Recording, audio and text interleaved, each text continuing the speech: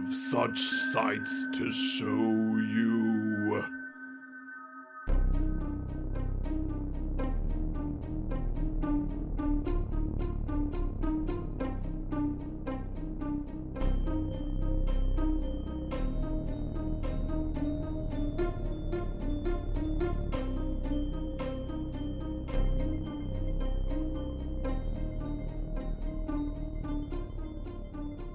We're Poppin the Scary horror podcast here. I'm your host, Coale, and with me, as always, I have my good friend and co-host, Aaron. Boo!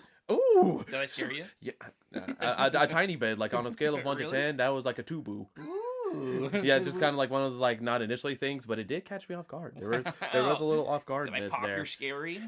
No, it was popped a long time ago. Oh. It was like... Sorry. Just like that. You're just sitting watching, like a Goosebumps TV show or something as a kid, and just like... I mean, it might have blow your been seat. the original miniseries, It, they had with Tim Curry. Oh. Seeing him in that clown makeup just went...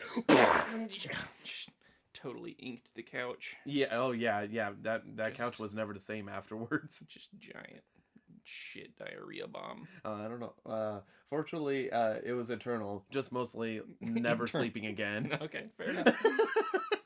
Well, I'm excited for this episode. Oh, you are? I'm so excited. I told Cole right before we hit recording. I forgot what we're even watching.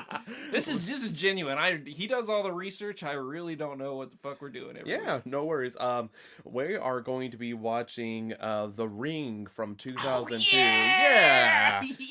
Yeah. So, how much do you know about The Ring offhand? Whenever we were talking about The Exorcist, when we watched that a couple episodes ago or whatever, I totally thought that was The Ring for like a week after. I was like, yeah, we're gonna be watching like The Ring. It's the one with the girl that crawls out of the TV. But those are different movies. This is the one with the Samora. What's her name? I don't remember. It's the Sudoku, and she has the white gown and the black hair, and she like crawls out of your TV or whatever, and it's like a video of her in a well or something, and then she like crawls out. Yeah. So this is like that kind of spooky. Some Japanese girl that is the horror thing in this movie. If I know, that's what I think anyway. Yeah, and have you seen the movie before? No, I've never seen it. It's just one of those things that like. Growing up in the early 2000s or whatever, I feel like it was parodied a lot. But for sure. I honestly couldn't tell you too much about the movie, but I could tell you a couple of things I knew off the top of my head, and then I actually have a story that connects with it specifically. It's from 2002, and it's actually a remake of a Japanese film called Ring. But the... Ring. Yeah, moshi, moshi. But it's a remake of that film, which the original Ring in Japan came out in 98. But this one is actually directed by Gore Verbinski. Okay. And do you know who he is? Mr. And what Verbinski and I go way back. No, what's Gore Verbinski? Gore Verbinski, he's directed a couple of films. Actually, some of my favorite films that I have, one of them is Mouse Hunt.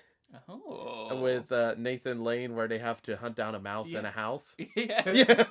I'm aware of that name. movie. I've never seen it, though. He also directed Weatherman, starring Nicolas Cage. Yeah. Okay. But most famously, he's known for directing the first 3 Pirates of the Caribbean films. Okay. Yeah, Cool. so I definitely like his directing style, but I haven't seen all of his films. And I'm surprised I never got around to watching this film specifically, because whenever it came to like knowing about The Ring, I didn't really know about the girl in the well, which I'll figure out what her name is, I guess, after I watch it, because I have no idea what her name is either. Okay.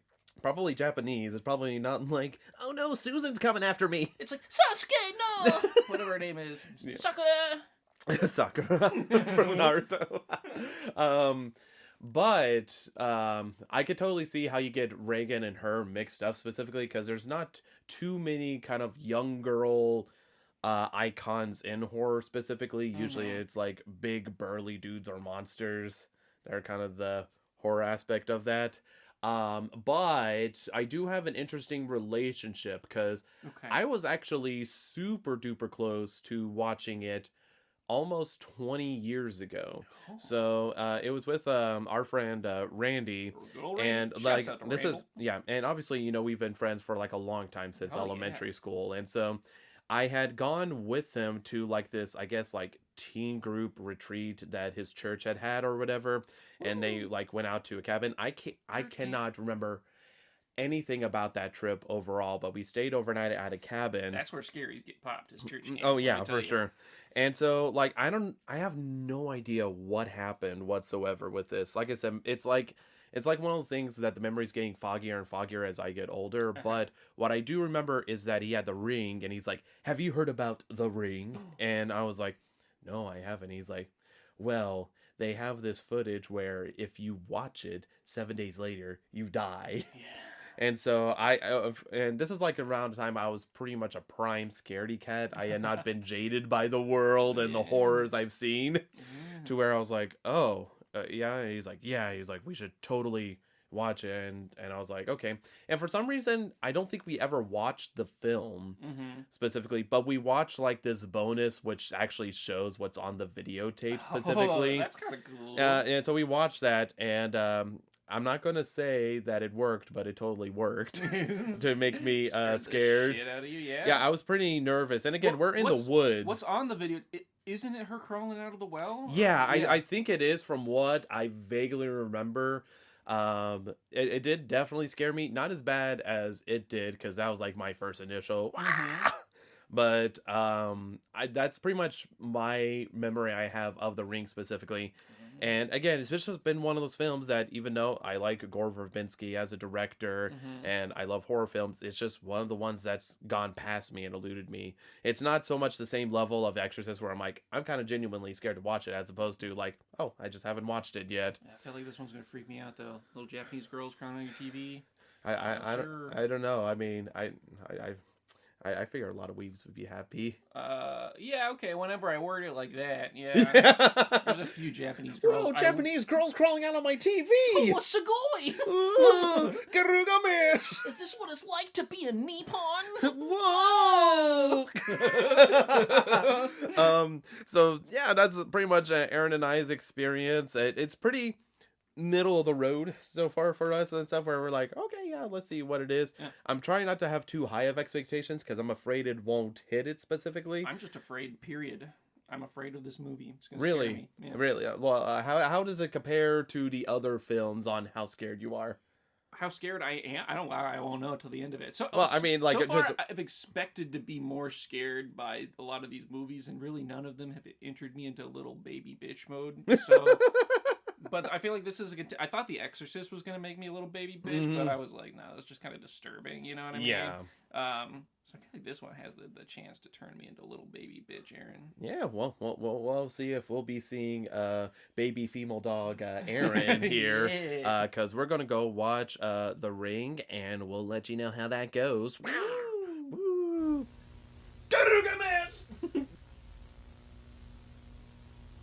And we finished watching The Ring, and so Aaron, Yes. yeah, how you feeling after Okay, watching that DVD? I'm gonna die in 7 days. Yeah, we'll have to see. We'll have to see if you're on the next episode of Poppin the Scary or not. Yeah. I'm gonna be pretty fucking scary the next time you see me. My face is gonna be all like, blah!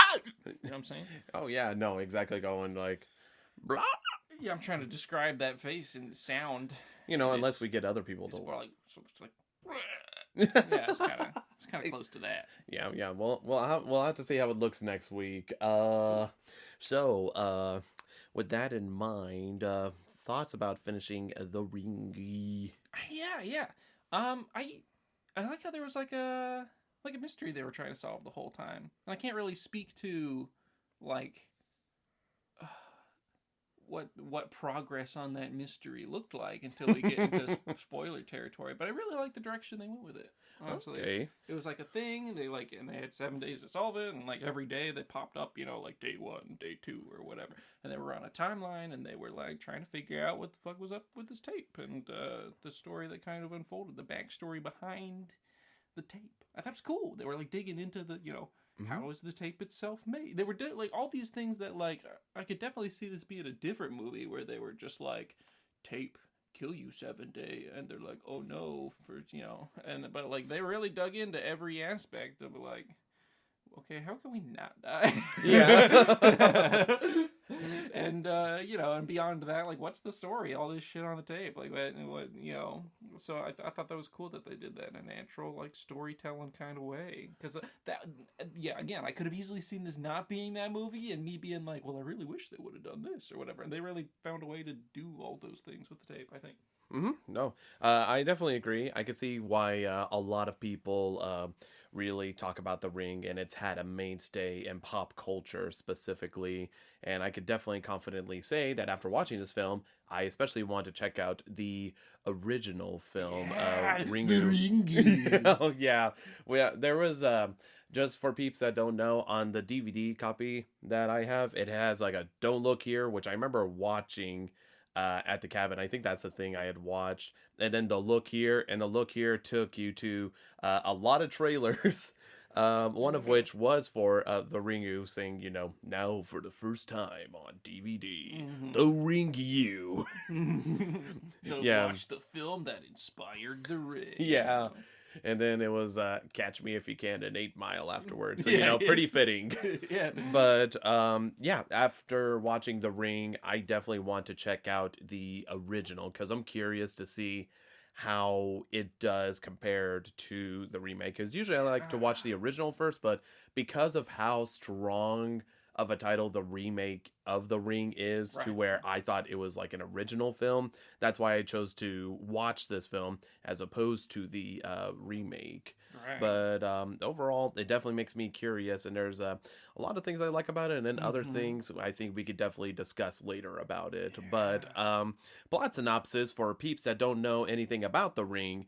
It does focus on a tape, as we mentioned at the beginning of the movie. A VHS tape for all you Zoomers out there. That's used to be how you watched the movies. Oh, crazy, bro! You had to go to a store and get a VHS tape and rent it and put it in your machine to watch it.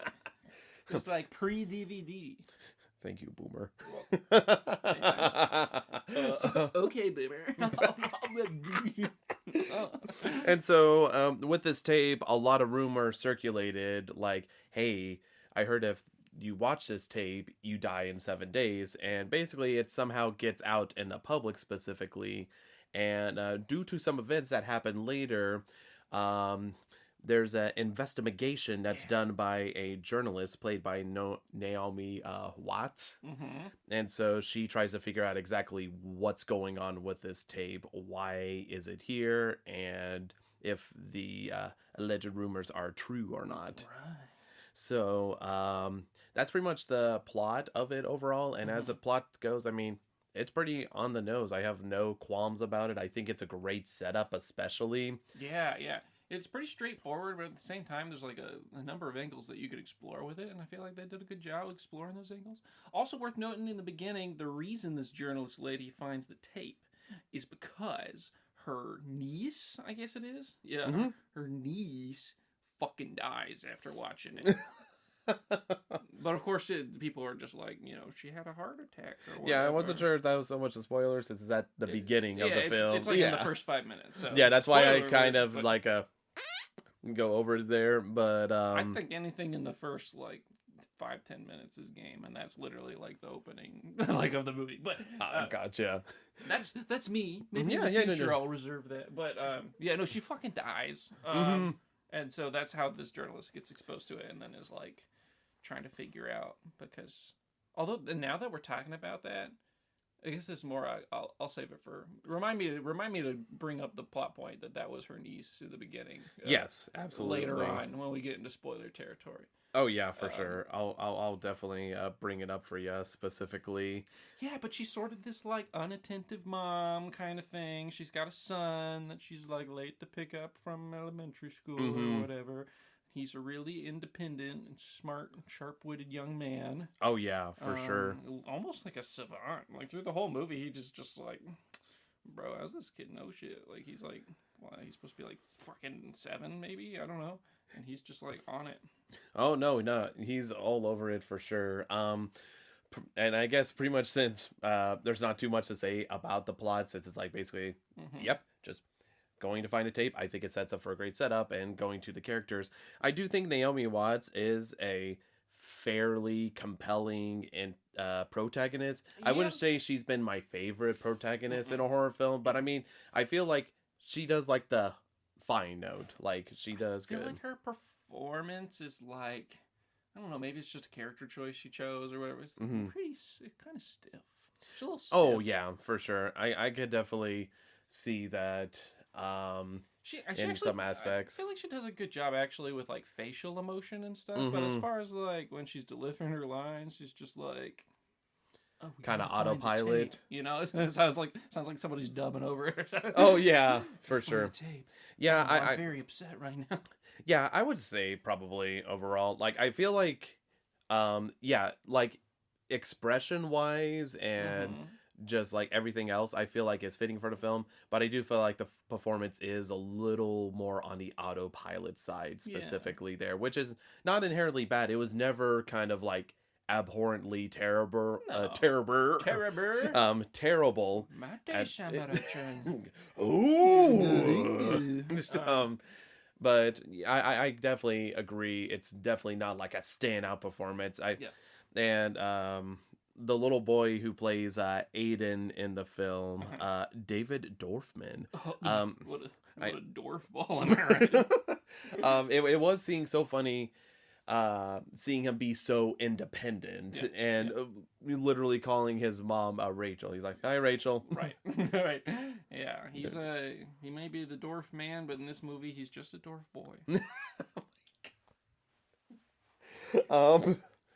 Yeah, so like character wise, there's like a whole group of characters, but again, it kind of falls into the same thing as like other films where it mostly focuses on developing the few, and the few that it does develop, it's like it's all right, you know, like fine, fairly fine. There's no complaints. They hit the standard, stuff. That's my overall thoughts about it. Right. I don't know if there's ever a gripping performance, because I know there's like the friend Noah, played by Martin Henderson, and you know he also does fine, also just like kind of a little reserved in his beliefs.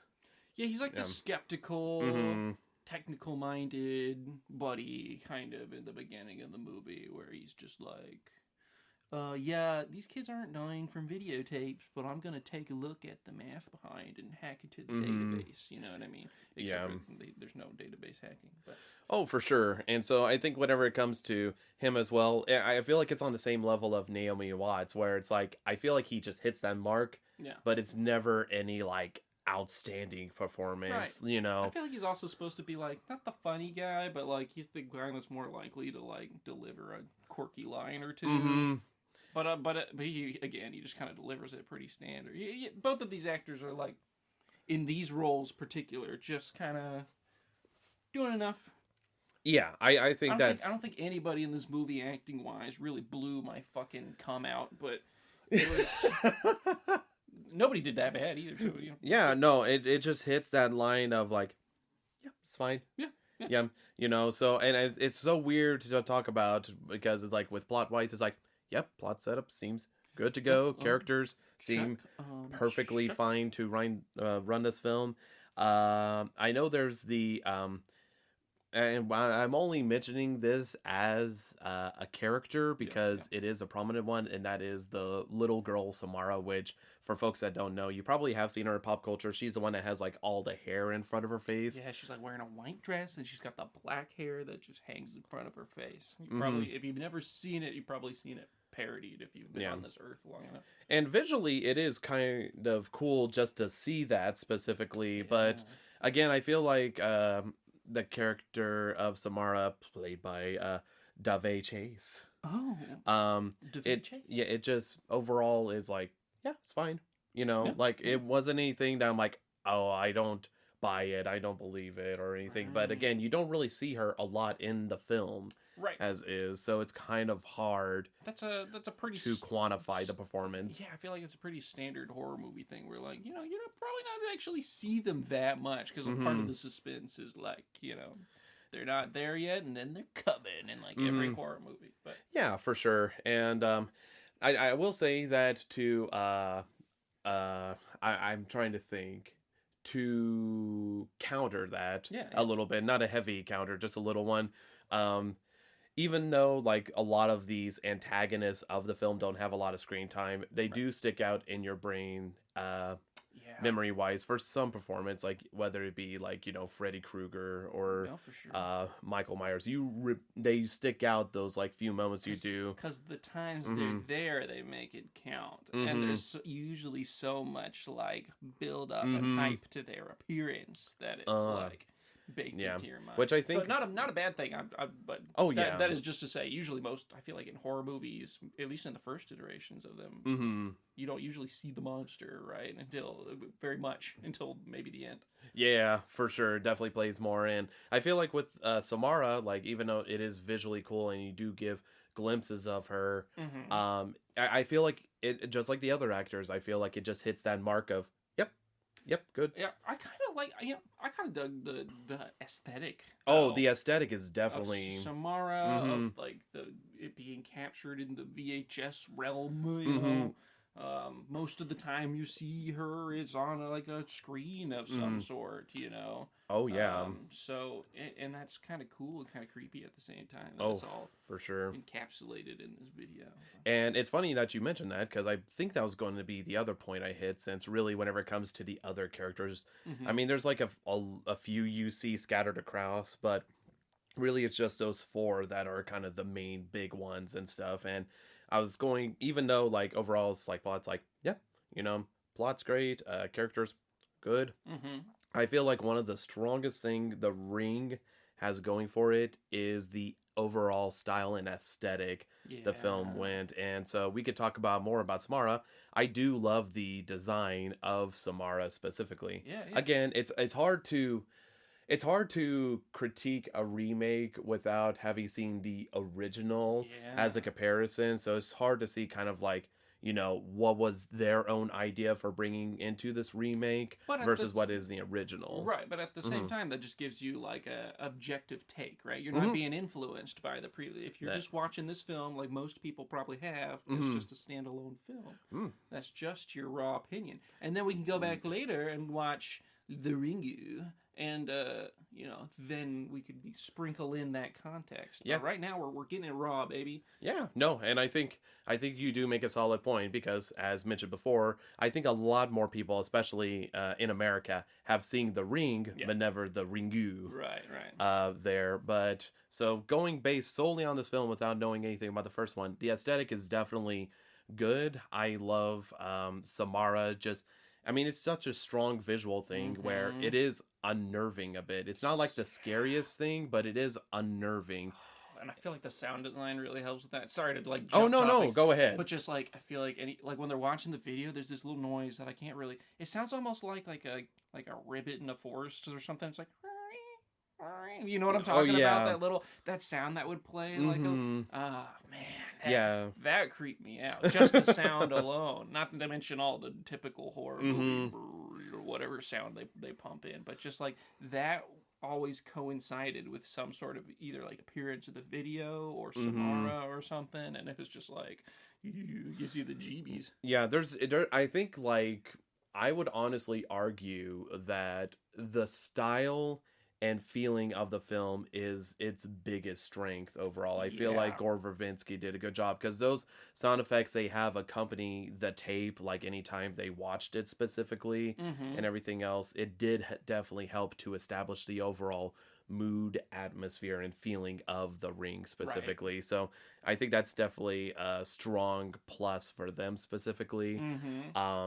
And we were both born in the 90s, and so I was like one of the last few generations where like video cassette tapes were really kind of more of my mainstay media.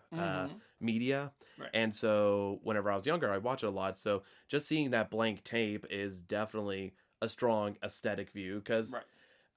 I feel like it'd be a lot more effective to see that tape. There's something about it as Right. opposed to like a DVD Yeah, or like a video file, something like that. Yeah, So absolutely. I think that also is another strength to the film because, you know, it's like big, bulky whenever they hold it. And it's almost like a cursed object because it is, but Right. like it has more weight to it, I suppose, as Yeah. opposed to what a disc would have. So It's like a relic, you know, instead of it just, you know, being something digital. Yeah. Although I will say I mean, obviously we're in the digital age. There's been horror movies that tackle things entirely through digital media. oh, for sure. And I feel like you could be effective with that too. But Yeah, for this movie in particular, yeah, especially something with like there's like an ancient cursey kind of vibe to a lot of it. Like to have that relic of a VHS tape, not even just relic in the sense of like it's 2022 now and that's old because it was obviously not old at the time they were making this movie, but just to have that like object, that artifact, that item, that like this is evil or whatever that they're holding for sure. is cool. Which I found out whenever I was trying to refresh my memory on the Ring, like just journal stuff like that. I saw that it was released towards the end of 2002, so it'll be turning 20 years old in October.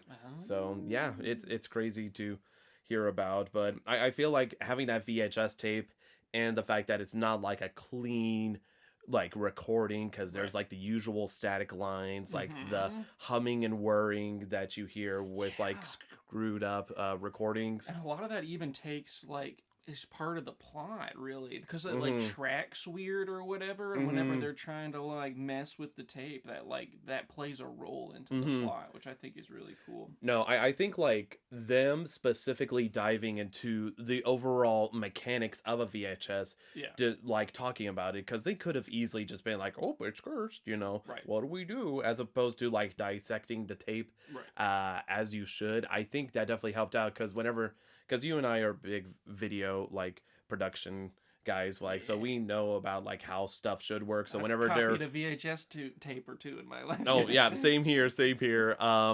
And so seeing them kind of explain like, well, normally the tape would be like this, but for some reason the tape's doing this, and like they did stuff that they could have easily just been like, oh, nobody cares about this. But the fact that they went through, that's like some of the moments I enjoyed the most about the film, where I was like, that's really cool. They're taking the time to dive into the mythos. Right. And I think that like is a really good way to like, not only like world build, but like sort of build suspense without having the like evil person there in the very beginning. Because I feel like that could be a difficult thing. Because obviously pretty much all horror movies aren't just like, here's the monster in the first 5 minutes, look at his face and he's killing you kind of thing. So they got to do something to sort of ramp suspense up to the climax. And I feel like that's a really good way of just being like, okay, like there's a 7-day timeline, what are we going to do for 7 days before we die? Because that's the very first thing they tell you about this tape is like,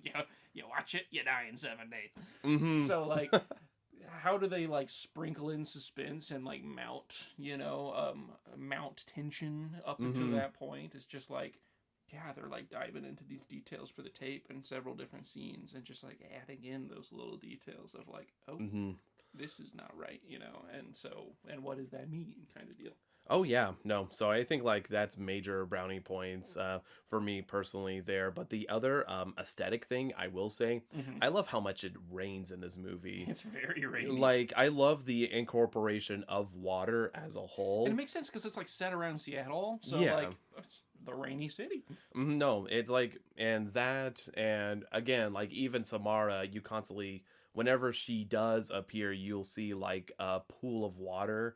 So just seeing it constantly rain, seeing puddles everywhere, just seeing the water overall, I think definitely helps establish like the strong mood and kind of keeps you invested in the environment. Not to mention, and I know some people probably may get annoyed by this, I love like the blue tint it has throughout the entire film specifically. Oh, just the color. Yeah, if you were to like do one of those color palette things in this movie, it would be like very like blue and black and gray. No, I and you know, those are like some of my favorite colors there. So like visually it looks nice, Yeah. like seeing that. And they definitely do take some like scenic shots, which I appreciate a lot, whether it's actually seeing like particular shots taken on the tape that you see specifically, or just scenery, like looking around.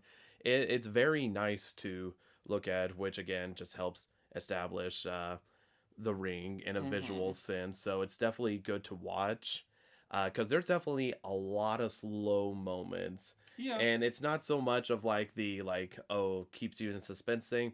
It's just more like you see in most mystery sort of films where, you know, they're going one way and nothing, then you go another way, you know, just like a normal mystery would play out. But, you know, it definitely can get long-winded and stuff, but fortunately visually it just keeps it interesting. And honestly, it's like visuals and sound help it a lot. Like I mentioned with the rain, I love just hearing like the pitter patter on the window. And Rachel, the character, lives with her kiddo at an apartment building, and so you see like it's surrounded by glass specifically. Yeah. So again, just really helps just to have a good visual look to the film overall. I will notice there's a scene in the very beginning where they're driving and it's raining, and I was looking at the window the whole time because you can tell the rain is artificial, like they're blowing. Yeah. Oh yes, I know what you're talking about. You kind of see the drops like spread around the point where like the wind is blowing it against the window. You know what I mean? Yeah. like the machine that they use to shoot at it or whatever. I was like, that's funny. No, yeah, it definitely can take out. I mean, there's some effects that have not aged very well, but I mean, for the most part, it's like very far in view. Yeah, and that's stuff you can notice in modern movies too. Because most of the time, whenever it's raining in a movie, it's artificial, or then you can like kind of notice. One detail somebody pointed out to me once is that like, look at the streets in like every movie, especially at nighttime, they're always wet. And it's because they straight up hose down sets like before they film because they look nicer on film. That's so funny. I didn't know that. So it's one of those things I notice now where sometimes whenever you're driving down the road and just like a normal shot and it's not raining or anything, I'm like, those are some wet streets. Yeah. But anyway. But yeah, I think definitely works out good visual wise. Music wise, I didn't notice anything like too like it wasn't anything like too distracting, but it wasn't too memorable either. It just plays to the mood, so it's definitely more of a visual sort of old Marvel movies. You know yes, what I mean? yes. Like the new Marvel movies have figured out that you need a cool theme, and now you got like Spider-Man or something, and it's all like bum, bum, bum, bum, bum, bum, you know, so that you associate that. But older Marvel movies, you go back, there's like there's no identifiable track, but there's always something playing in the background. Yeah. That's what it's like for this movie. It's just like there's mood music the whole time, but there's nothing. It's not like a Halloween or something where it's like and it stands out. But I'm fine with that. I feel like the mood was well set pretty much throughout. No, for sure. And whenever it comes to other elements and stuff to dissect about the film, again, I feel like we've mentioned a lot. I mean, I feel like cinematography, like, haven't mentioned too much, but I feel like it does fine. You see mostly what you need to see. Right. There's not a whole lot of things that like blow you out of the water, but there's not a lot of distracting shots either. I thought they did, there was, a number of pans and zooms and kind of creative angles, but nothing that like really tried to stand out, I don't think. So like it was hard for me to take note of them. It was pretty straight-laced in that approach, I think. Yeah, absolutely. And I guess one of the other things, I'm always curious to kind of dissect more into this specifically, but I know you were a little nervous jumping into this film specifically. So how was the horror scare element overall? Well, about halfway through, one of your cats sat and napped on my lap, and that helped me not be scared. Because I had a creature that I couldn't jump or I would disturb its rest. So you're just like sitting there sweating? Yeah, but I was petting it, and I was like, this kitty will keep me safe. Keep you safe from little girls. But it was pretty spooky. It was a little spooky. I feel like it's on the spookier ends of the movies we've watched, but it wasn't like crazy scary. No, And I feel like part of that was like, even though this was a horror movie, I feel like they weren't trying to scare your pants off all the time. Mhm. There was like a moment or two where you could tell they were like, we're trying to scare you or whatever. And of course they did the thing that like every horror movie does, where it's like when they transition from one scene to another, sometimes it's just like loud noise. yeah. And you're like, ooh. So they like, I mean, they did well to like keep you unnerved throughout the whole thing. But I feel like there wasn't really like super jump scares or anything, which I give it like a lot of credit for, because some of the scariest moments were moments where you knew what was about to happen, or you saw something that was about to happen, and it exposed it to you beforehand, and then it was still scary whenever it happened. Like, man, I give it a lot of credit for that. Yeah, well, yeah. I think it's definitely good to establish an overall tone and everything. I think if I had watched it as a kid, I definitely would have been scared of it. I would have pissed my little pantaloons. Yeah, for sure. But as an adult, watching it definitely hits the creepy aesthetic. So I think it's like a good film to watch overall if you're looking for like just a creepy aesthetic sort of film. Nothing like too crazy.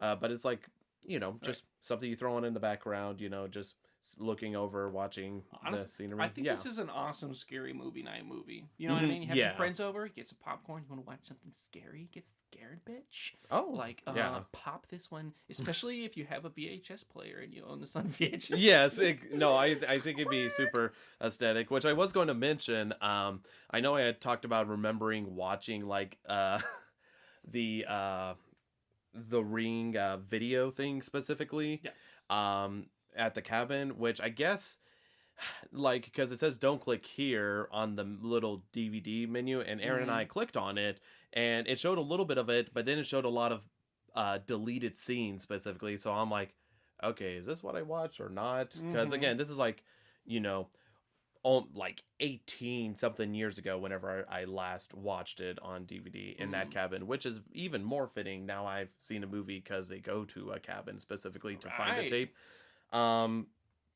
But there's something else I didn't remember. So this I remember. Is this about the blurry faces? Yes. Yeah. So I remember we watched that specifically, which I don't know if we watched the entire thing or not. Again, my memory gets foggy. I remember specifically, I don't know if it was our friend Randy or someone else that was there in the group, but they were like, oh, we just watched the little video that was on the Ring. We need to take a picture and see how it looks. And then they tried flicking the camera to make it super blurry specifically. So as soon as I saw like blurry faces in the movie, because that's what happens whenever you watch the videotape, your face gets like blurry in camera or like video recording. As soon as I saw that, it just triggered that memory that was hidden under years and years of forgetting it, and I was like, oh my god, I remember that, because I remember they tried to take the photo and flick it and they're like, oh my god, it's blurry, but everything was blurry because they're flicking the camera while taking the photo. So that just awoke in me. I even audibly went loud, oh my god, I remember. That's like Ouija board level stuff. Like, there's a demon in this room. Yeah. Somebody's moving the fucking exactly thing. Going but yeah, I mean, I feel like we've gone over to kind of the main parts of dissecting a film specifically, but Aaron, was there anything else that you wanted to credit or maybe point out as a criticism of the film?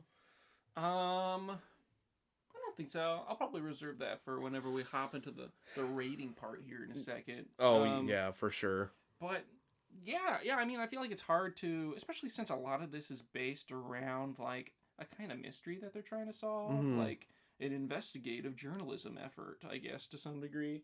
It's hard to like really bring up stuff without spoiling a plot point, more so in this movie than in others, because it's very much like, oh, we discover this and this leads to the next thing, and yada yada. But I will just say that like I feel like the last like quarter of the movie I would give it a lot of credit for, because I feel like it's hard to wrap up a horror movie, I feel like 90% of horror movies wrap up in a certain way that I will go into in spoiler territory. Yeah. And this one does not do that. I thought that was really cool. Yeah, I think the ending is like it's like a sort of mixed bag for me because I had a couple of ideas going in towards the end of the film once it starts wrapping up on how it could do. And there was a way that I was like, oh, it'd be kind of nice if they wrapped it up this way. Yeah. And then there's this way I would really, really, really hate if they wrapped up that way. And then there is the way the film wrapped up itself, which is neither of those. Oh, really? Specifically. So that's definitely something that I do. It's like I like it, but at the same time I don't love it. It Sure. like hits the, you know what, I'm okay with this thing.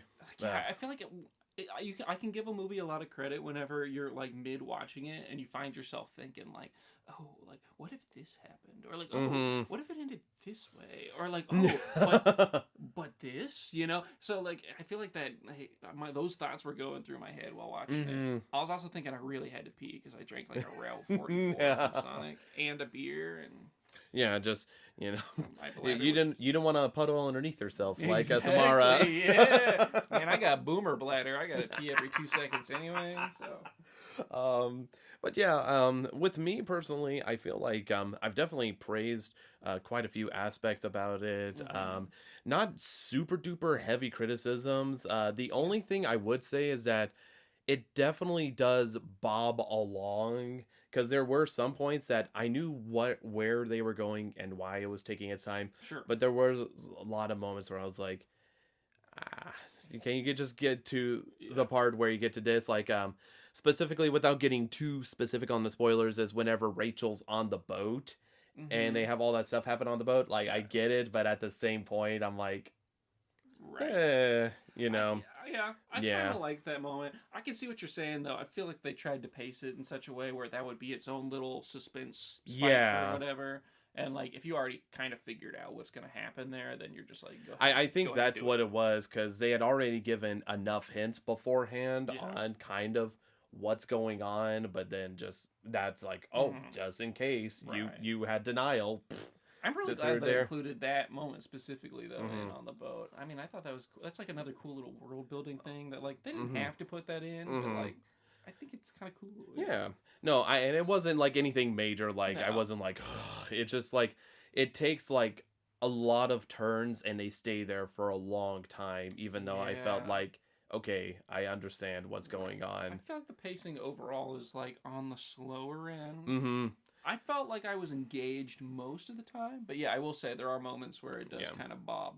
But again, it does help that it is a visually nice looking film. So it's like, I think to come up with a poor analogy that maybe years down I'll regret saying, it's like you're on a boat ride.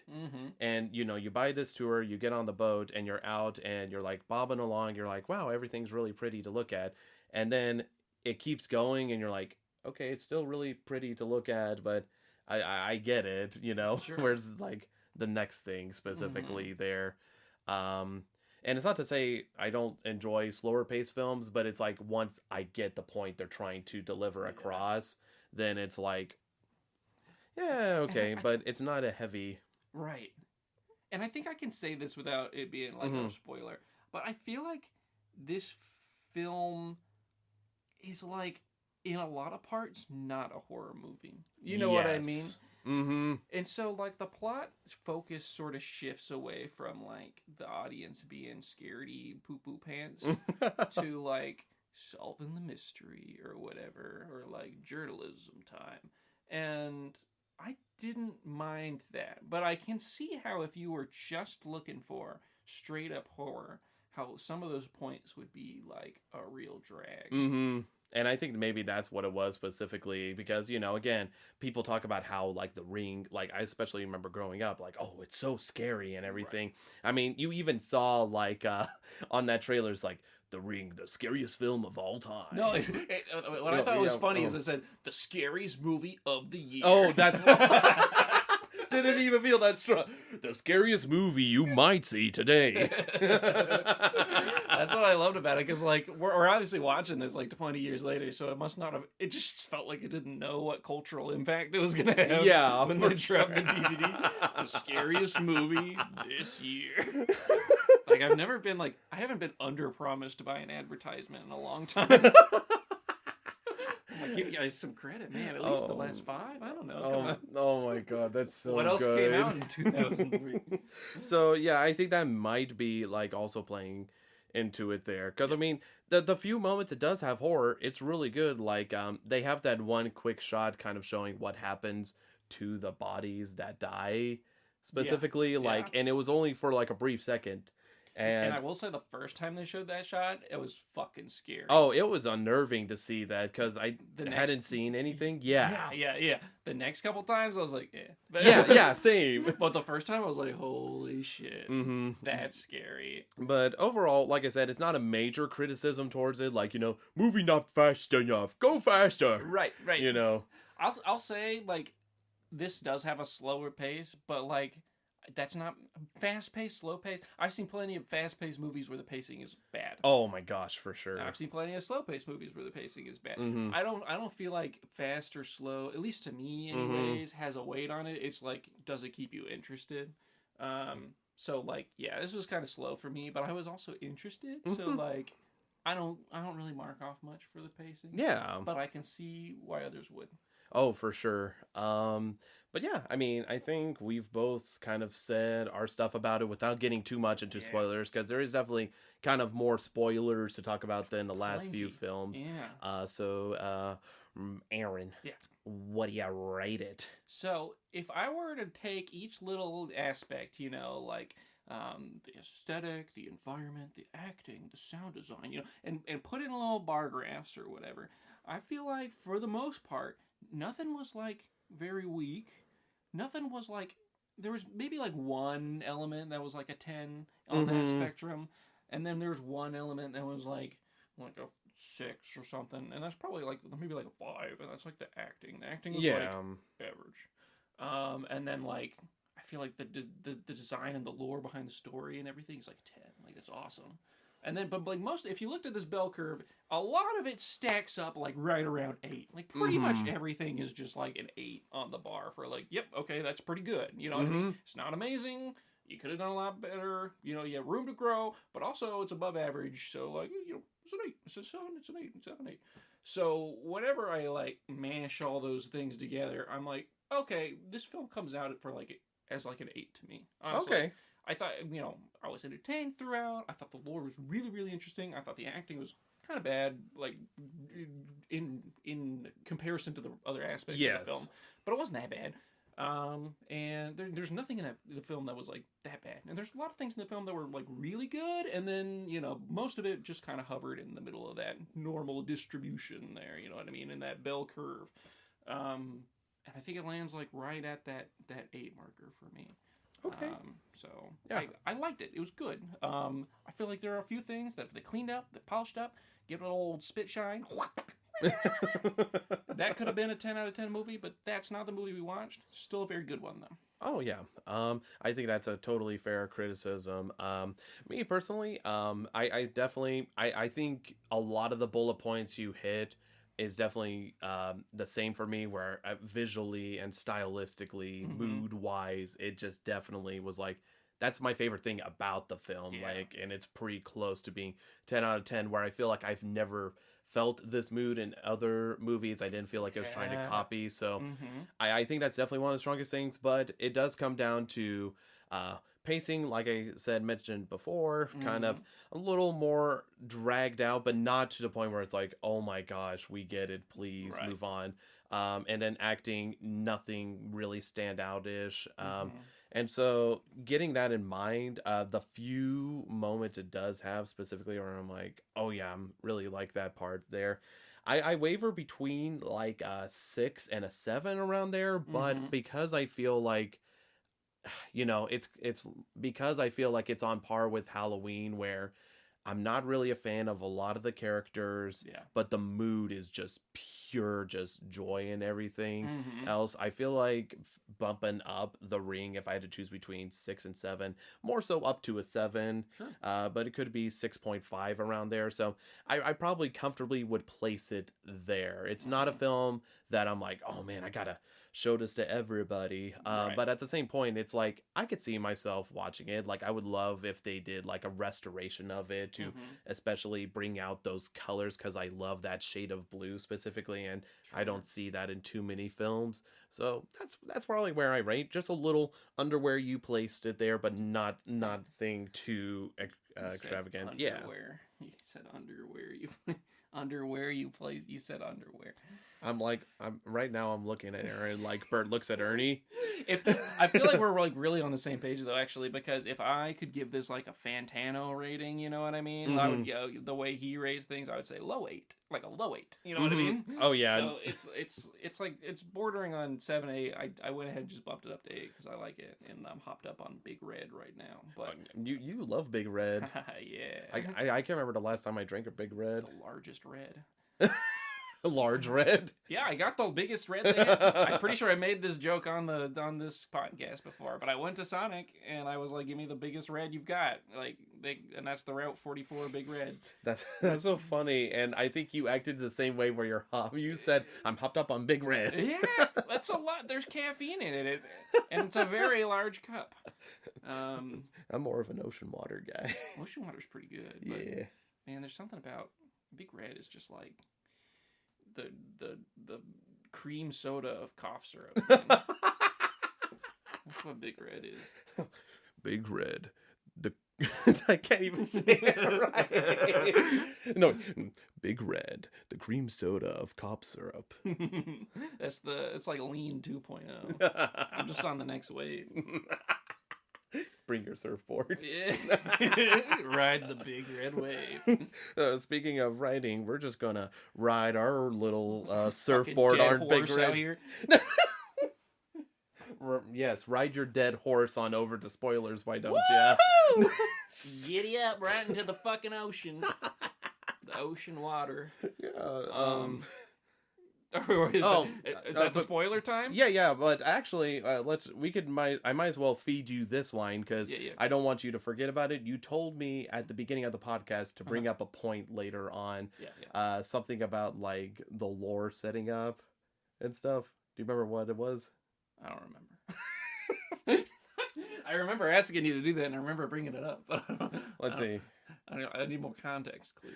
Oh, no worries. Well, I'm sure it'll come to me. Maybe we just left this viewers in suspense as we just mentioned it, and now we are like, oh no. Well, that's why I call it a suspense movie, Cole. Ooh. A suspense podcast. Spoiler. Any particular spoiler, and pick your There's spoiler here. There's so many. Let's just start at the beginning. All right. So the dude that's there, that turns out that's the kid's dad.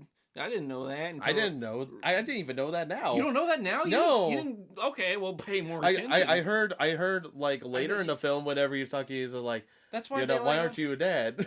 Right. That's he's in the car and he's like, I haven't really been around for you. No, they. I thought it was just as a friend. Well, yeah. right. They hint at a relationship there because he's like looking at the video and like that girl that ends up being the goth chick on NCIS later pops in and they like get a peck and then she's all like mad about it or whatever and she's like, I just wish you'd grow up or whatever. Yeah. But she doesn't say that specifically what she's mad about. But of course she's mad because they were developing like a little romantic thing, right? But they never really say who this dude was until the boy watches the video and the phone call happens and she doesn't want to pick up the phone because she thinks it's the girl saying 7 days for her kid to live, and so she hangs up the phone and then it calls again and she picks it up and she's like, leave me alone, whatever, and it's the dude. And when she realizes it's the dude, she breaks down and she's like, he watched it. And she's like, who watched it? And she goes, our son. You didn't, yeah. So I didn't hear. That's where they dropped that he's the dad. I thought she said Aiden really weird. Like, whenever you're upset, you're like, Aiden! No, she said our son, and then that's why they had the scene where he was like in the car talking to him and he was drawing or whatever, and he's like, sorry, I'm not around much or whatever. It's like, do you want me to be around? And he's like, younger. Okay, well, And then he was like, well, we were young, and mhm. and the kid was like, yeah, mom told me the same story. Rachel told me the same story. Yeah. So like, yeah, no, he's the dad. I thought you were just like hiding that because it was a spoiler. But No, I just genuinely did not. yeah, I never put two to two together. that's the Poppy. They had the kid when they were younger. He didn't want to be a part. She didn't want him to be the dad. He didn't think he was gonna be a good dad, so they broke off. But then she needed to contact him again because he's like a video expert guy, and she has this video, and she's trying to figure out what the fuck's up with it. So, Oh, well, gotcha. Well, so I'm guessing you really liked that reveal. yeah, no, I thought it was cool. It was cool that they like. I was wondering like who the fuck this dude was, but I was like, whatever, we're gonna roll with it. It's just probably somebody she knows because she's like a journalist and Yeah. does this video, And that's exactly what I thought too. Right. And so I was like, yep, that's all it is. So it's cool that they were just like, yeah, he's the father. Mm-hmm. And they Mari showed him. Yeah. I feel like I mean, and I feel like because they don't hit you over the head with that specifically, I do respect that there. Like even towards the end, like once they've rekindled their relationship a little bit, it's not like the, Romeo Juliet kiss, like. But it is like the Romeo and Juliet kiss because he fucking dies. Oh yeah, for sure.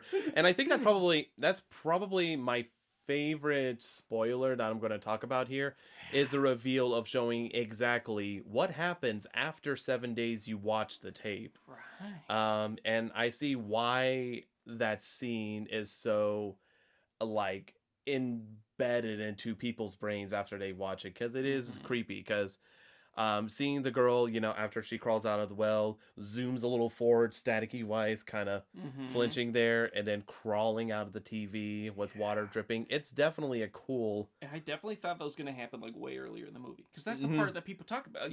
She crawls out of the well, but I love the way, and I see why people talk about it and parody this so much. Is because by that point in the movie, you think the situation's resolved. Oh yeah, for sure. You think of the movie that had the climax already, boom, bada bing, it's over. Samara's not going to bug anybody anymore because they set her spirit free. Yeah.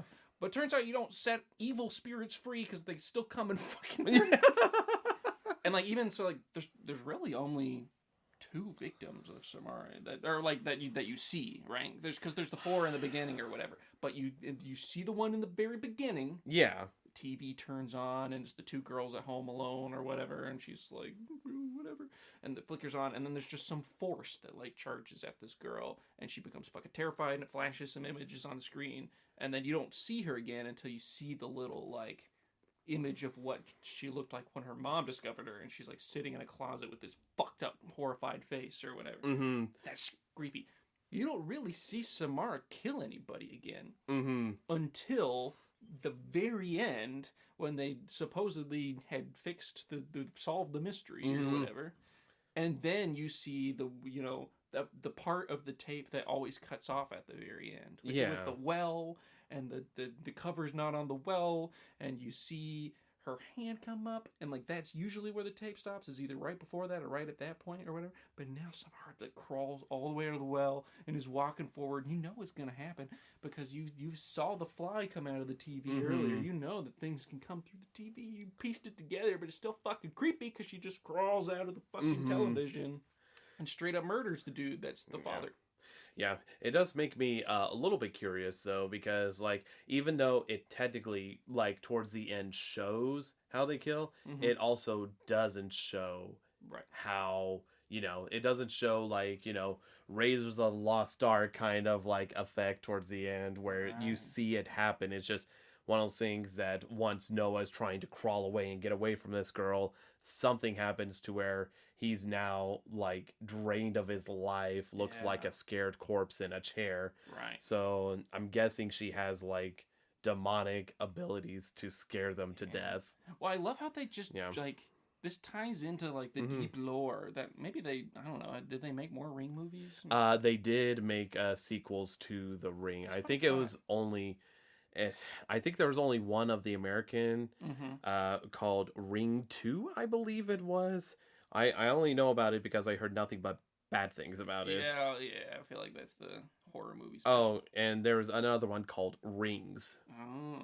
Well, anyway, Yeah. I wonder if they dive into more of the backstory in other movies. But like in this movie, I feel like they gave you just the perfect amount of like little, they throw you a little nugget to satisfy you of like who this girl is, because they dive into the mystery of Anna Morgan, who like really wanted to have a kid with Richard Morgan. They tried several times. That has the scene with the father dude digging through the records, and it's like miscarriage. 66 miscarriages. Right. And she really, all she wanted was a child.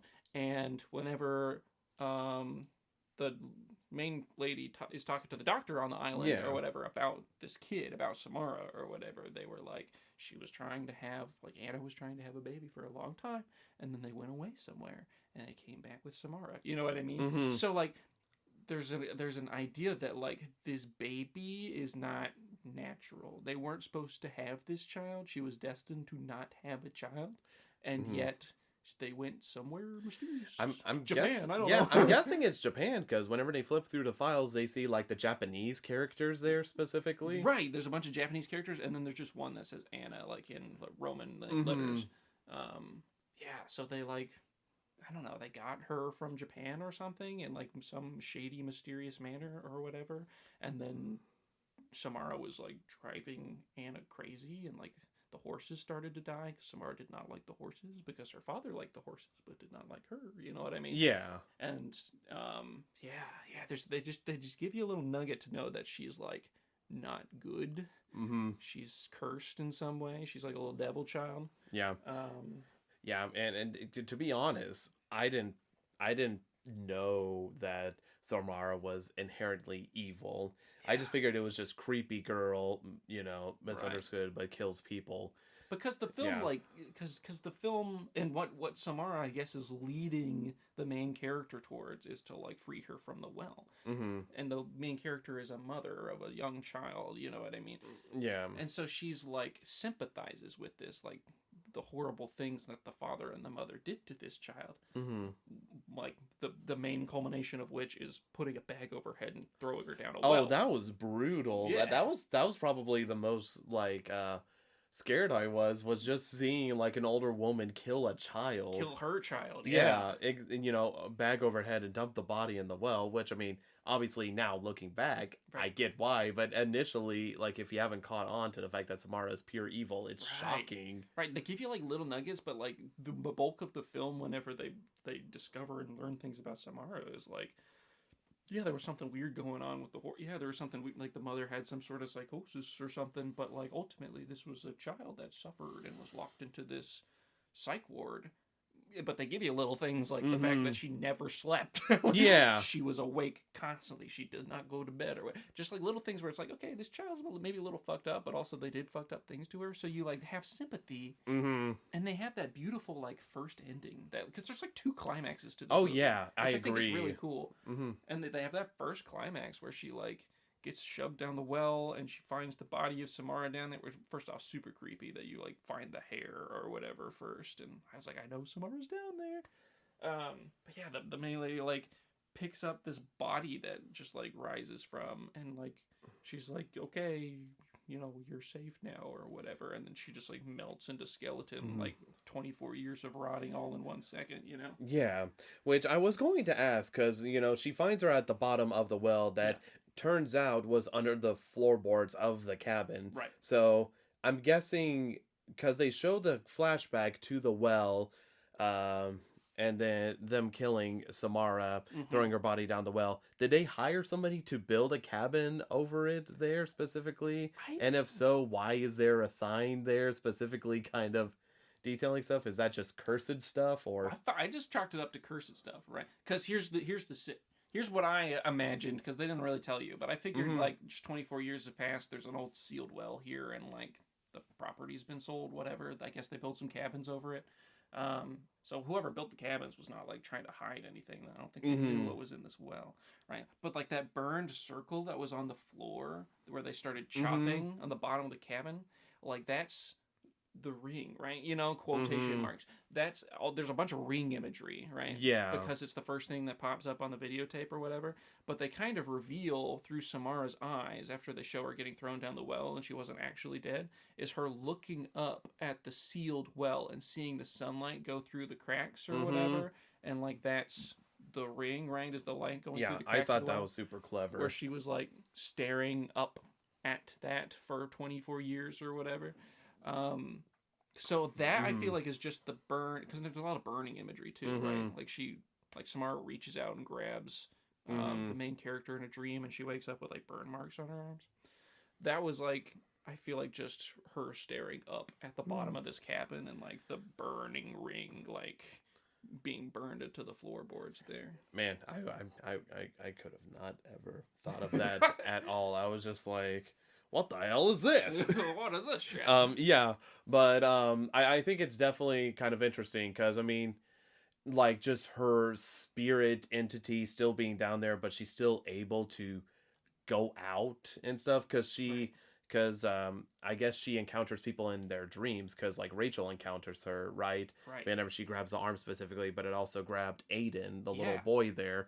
So and Aiden before this, even before his cousin died or whatever, had been talking to Samara, right? Or like rather Samara talked to him.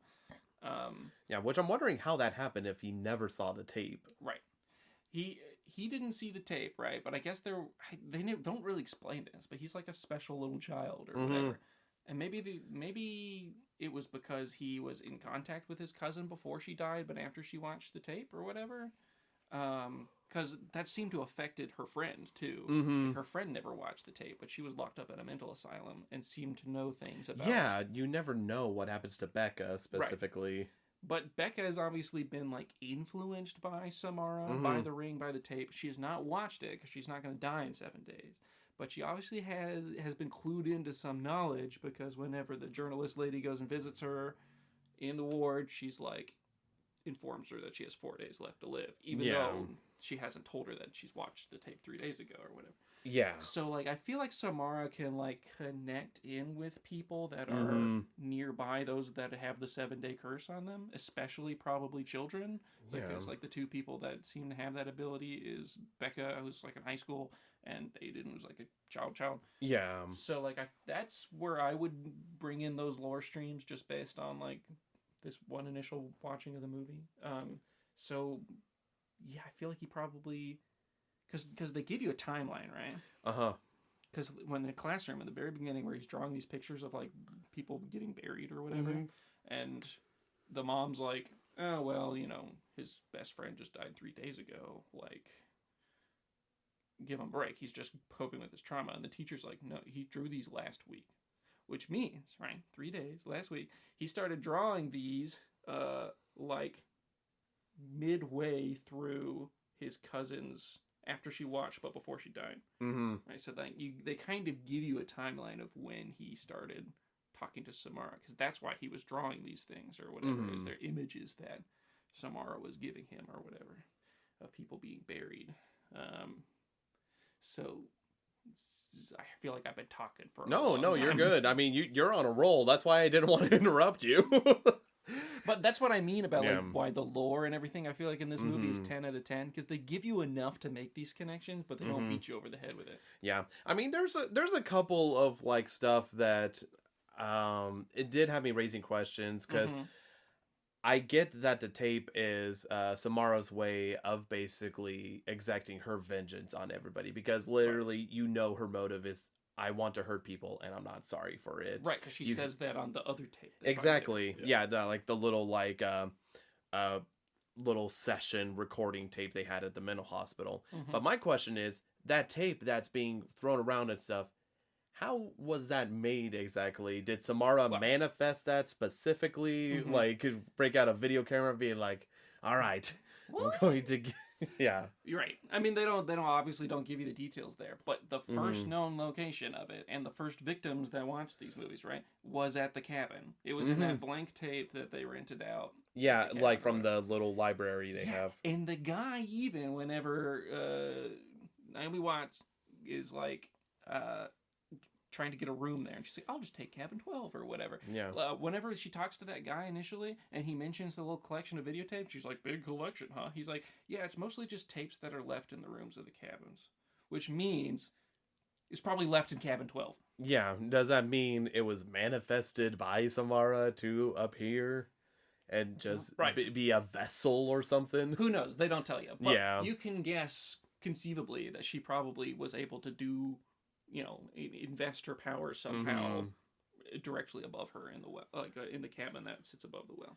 Yeah, for sure. And so I guess it's like moments where it doesn't explain everything, which is not inherently bad. I mean, unfortunately, it was like, I don't buy it. I still need to know how that tape was made. Right. I need to know what editing program she was using. It's probably just like, if I had to like fill in the blank, it's probably just like a blank tape that was in the cabin, or like some other person's tape that they left in the cabin or whatever that she just like overwrote the memory of. You know what I mean?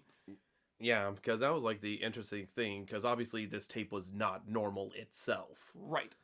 It was a collection of like, I feel like it was a collection of her memories from her perspective, but then also actual clips from like the mental asylum people. Yeah, for sure. And somehow it just ended up being like a vehicle for her to specifically like latch on to somebody, because it seems like Samara puts a link of her on whoever watches it, because I mean, it's like on the boat, like I mentioned in the non-spoiler area, where she's going to the island, sees the horse, says hey, hi, and the horse just flips out because she's sensing that evil from her, freaks out and just jumps off the boat and kills itself.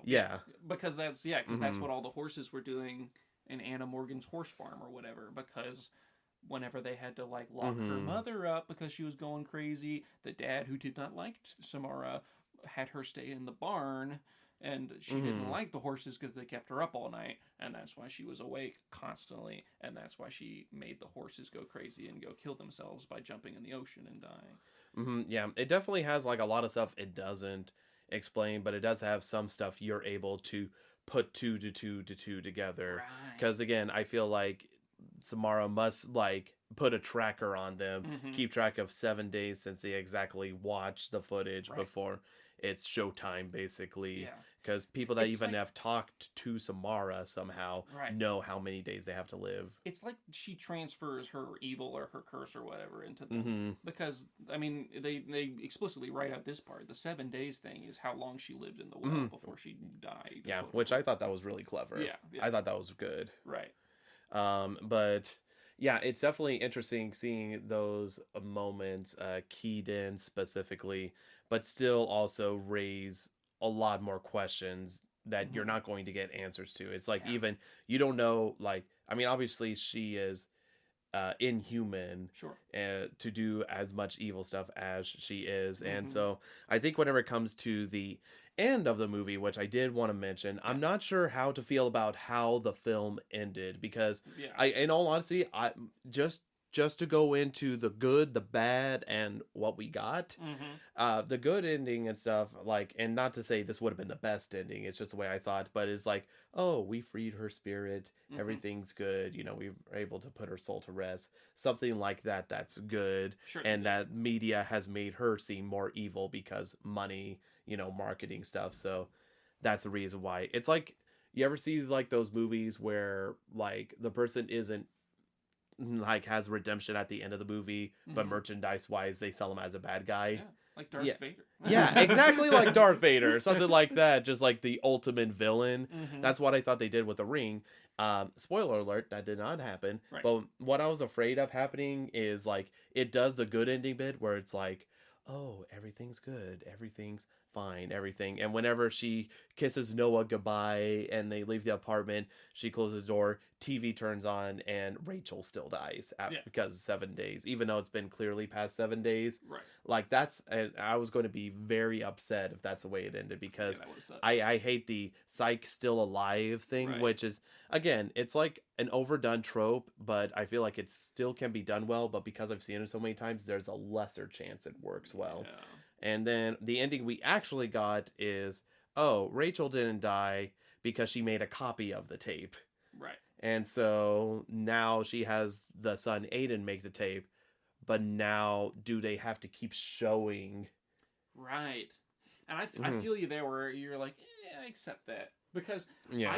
I thought she was going to be spared from the 7 days thing, but no, it wasn't, because she, like, showed compassion and, like, helped free Samara or whatever, like, release her spirit Yeah. or whatever, and, like, that's why she was getting passed over, and everybody else was still gonna die if they watched the tape, because she was now unleashed from the well and seeking to enact pain on people. Yeah, which I guess means, like, she has more power now that she's not sealed in a well? Right, or because, something? like, those were the power that she was able to enact while being, like, her physical form trapped in this well. She was just using this power through her videotapes or whatever. But now that she's unleashed, that's why she's able to, like, crawl out of the well in that tape that shows on the TV and physically crawl out of the television and kill Noah or whatever. So you feel like it's that, like, now she can escape the tape and Because stuff. that's the only time you see her crawl out of the well. Otherwise, the tape ends there. Yeah, I didn't know if it was that or if they cut it from the beginning whenever the niece is killed specifically, just because they don't want to reveal the monster, because it shows a zoom in specifically. But, like, the reason I think it's that is because whenever the niece dies, right, there's, like, a spirit in the house, right? The door opens. Oh, yeah, like the little invisible force. Yeah, like, so that's as much as Samara can manifest while being trapped in the well. I feel like she's able to, like, come out of the TV as a spirit or whatever. There's, like, that little wiggly thing, and she, like, opens the fridge door or whatever, and, like, you know, she crawls up the stairs, and then there's water there, and she opens the door, and it feels like she's just rushed by a force or something, and then, you know, gets terrified and dies. Yeah. And I feel like that's the extent of it, but then now that she's been released from the well, she can physically be in the real world. Yeah, I wasn't sure if Rachel was spared because she basically helped her, or if because she made a copy, because she has Aiden make a copy specifically. And that's how the movie describes it, and they were like, oh, she's like, what did Noah not do that I did or whatever, and she's like, oh, I made a copy. And so, like, because, you know, and then she has that little flashback of, like, they just want to be heard. She wants to be heard or whatever. So, like, that's how the movie resolves it. And I respect that. And that's cool. But, yeah, before that moment happened, that's what I thought, was that is because she was the one that... Oh, yeah. No, I thought the same thing as well. I thought the same thing. So... yeah, I'm not sure how to feel about the ending, because it's like, how do you wrap it up? Like, do they have to keep showing people the tape, or do they just stop it there specifically? And that's kind of the open end that I feel like they leave you on, is like, there's still a question of, like, are they safe? Are other people safe? Who knows? But they figured out that they can make copies, and Aiden won't die, and she won't die. And it sounds like they have to show other people, because Aiden was like, what happens to the people we show this to or whatever, and she's just like, don't worry, we'll be safe or whatever. Yeah, and then it just cuts the film and everything. And I know we've talked a lot about this, but there is one aspect I do want to play on, and it's the fact that whenever they do go to the island, like to Samara's home and everything, and they talk to Mr. Richard Morgan about it, I didn't really buy his character being like, oh yeah, my daughter is basically a horrific, brutal demon. Like, you didn't buy that part? Like the performance, like as if he like did that. I just felt like his character fit in weirdly. Like, I understood why they were going there and doing that, but that was like, I guess the way I'm trying to describe it is, I was expecting a lot more satisfaction, like lots more answers and everything there, but I felt like really there wasn't anything, because you don't know, like, what exactly he's doing, because obviously he kills himself because he's like, I can't live with this anymore. And that's one of the things that really I haven't figured out what that was all about. Yeah. I get the aesthetic wise and the symbolism wise why he wants to kill himself with, like, this TV plugged in and like jumping in with the toaster, you know what I mean? Not literally a toaster, but he fries himself in the bathtub with all this electronic equipment and like flooding it with the water. I understand the parallel between like Samara and the well. There's water all on the floor. She shows herself through the TV. He's obviously been watching this tape over and over and over. That was from the psych ward. Because it's in the VCR whenever Naomi Watts' character walks in or whatever. Yeah. And he was trying to kill himself that night, I guess, which is why the door was... He had already set up. Yeah, he was all set up and everything. But yeah, I didn't get exactly why he was killing himself that night. Mm-hmm. Yeah, like, because clearly this is something that's happened for so many, like, for such a long time And he's now. even said that, like, other journalists have come. Although he did seem surprised whenever Naomi was like, is this about your child? Like, is she okay? Or she brings up his child, and he's just like, I don't have a child, or whatever. Yeah. And I got that, like, his reasoning behind that and why that, but I don't know. Yeah. So that was like a weird portion of the film because I thought like, okay, this is the part where all the answers are like splayed out. We're at the origin of like everything. And really whenever it came to it, it was just kind of like, that part didn't make sense. But I do think they did a good job of like when they went to the barn and found her room. Oh, that was great. And then that they was like ripped up the wallpaper and there's this burnt in tree or whatever. Yeah, just trying to direct them back, like leading it as a trail. Right, to do kind of full circle back to cabin 12 or whatever. No, I thought that scene was great. It was just mostly whenever it came to discovering like the overall answers to that, where it got a little funky there. But I mean, overall though, it wasn't anything where I was like, okay, I'm out of the film specifically. It's just mostly me being like, I don't understand what's exactly they're trying to convey currently right now. So really I'm trying to think of other stuff. Did you manage to think of that one thing you forgot? I don't think so. Maybe I've already covered it. Yeah, you could have potentially covered it there. There's so much to just like talk about with this film that who knows. Which is good. It's definitely good whenever a film can make you ask a lot of questions and it's nothing like bad per se. Like just to give you my own mini review, I watched Morbius. Yeah, the one with Jared Leto the and one stuff. that everybody's roasting on Twitter right now. Yeah, everyone is destroying that film, and so just as a quick side note, I went to go see it expecting the worst. Yeah, didn't hit that mark. Yeah, like people, like I understand why they're tearing it apart, probably because they were highly anticipating it. Sure. They love Morbius and everything, but I'm like, this is not the worst film I've ever seen. Like it's. Is it just like a bad Marvel movie, but like it's a Marvel movie, so it's good enough?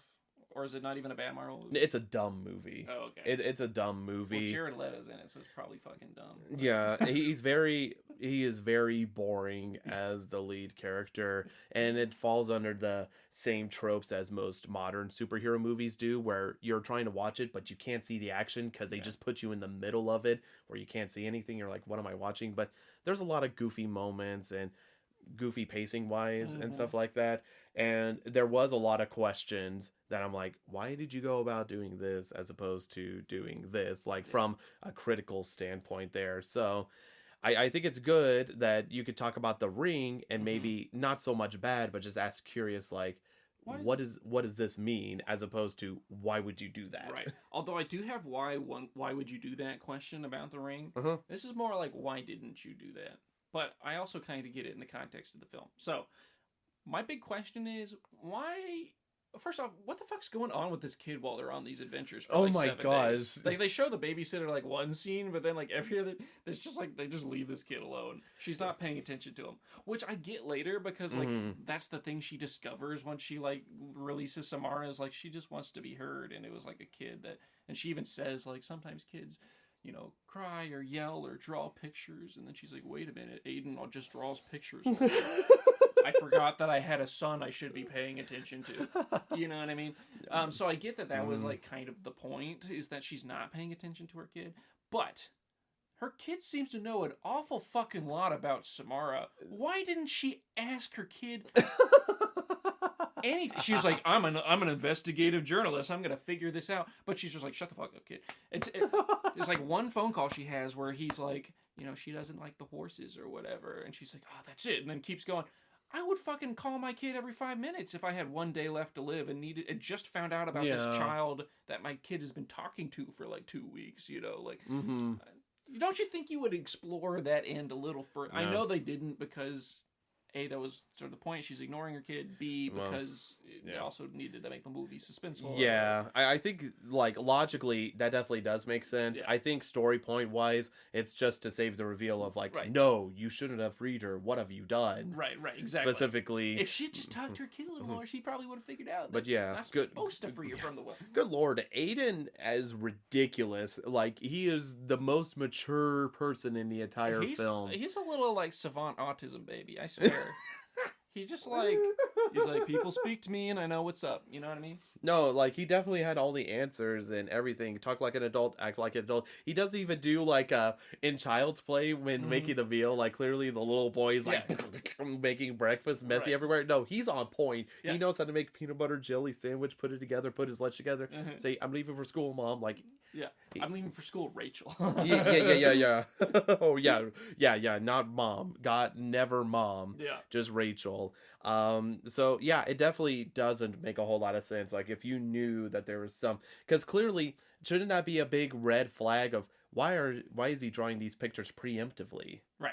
That should have been, like, the biggest thing. As and I understand, because like that sort of reveal is the first thing that's like off to her that pops up at the beginning of the movie, where she's like, he drew these pictures before your niece died or whatever, and she said that, and then Aiden even says to Rachel, he's like, yeah, I was talking to my cousin or whatever, and she said she only had a little bit of time left. Like, she was like, you only had a little bit of time left. So he knew, she should know that he knew that he was going to die. But obviously this was before she watched the tape and before she, like, got freaked out and was convinced that this was real. But, like, you would think that once she, once she was convinced that this was real, that she would go back to her son and be like, tell me a little bit more. Yeah, exactly. About this creepy ghost child that talks to you. No, and so I guess that's just, I don't know. That's, like, the weird thing about Samara as a whole. You don't really know what her goal is, aside from making people hurt. But how is it, like, that she still talks to others, but maybe she can only kill people that's watched the tape specifically? Yeah, I mean, that's still, what it seems like, Yeah, so, I mean, there's a lot of questions and stuff, which, again, it's probably good for the movie, because it allows a lot more dissection, be able to talk. Heck, I wasn't even expecting to talk this long about the film, but you picked up on so many points, and then I'm able to take my pieces and hook them up to yours and be like, oh, I get it. Make a whole ass jigsaw puzzle. No, oh yeah, jigsaw. But no, I think that definitely speaks loudly to how effective this is as a film, and so and that's why I give it that, like, 10 out of 10 in the lore aspect or whatever. I feel like that was like chef's kiss. No, I think they definitely put a lot of thought creatively into it, to where I don't feel like I've seen this scenario played out before. So I think that's definitely major brownie points in that regard. And definitely, I think you said it best. This is a good, let's watch a horror movie tonight with my friends. You know, grab popcorn. I think that movie hits it perfectly. And we there. haven't watched a lot of those lately. Like, yeah, maybe like Child's Play you can. But, like, I mean, you're not going to really sit down and watch Nosferatu with your buds. Oh, yeah.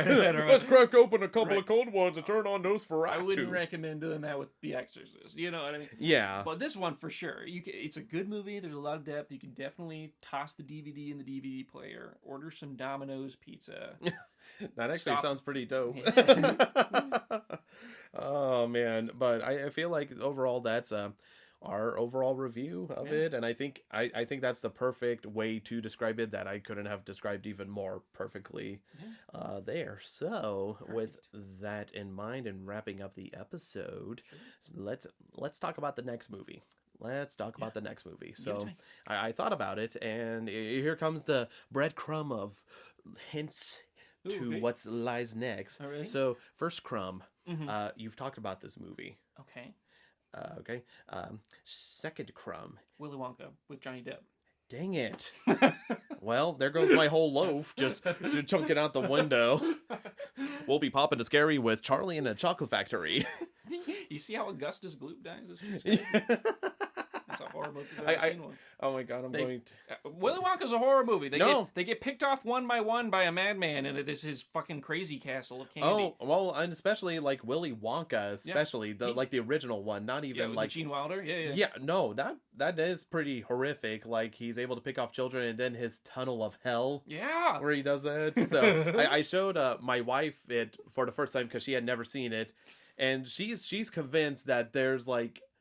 a darker underlying tone to Willy Wonka that they don't explain.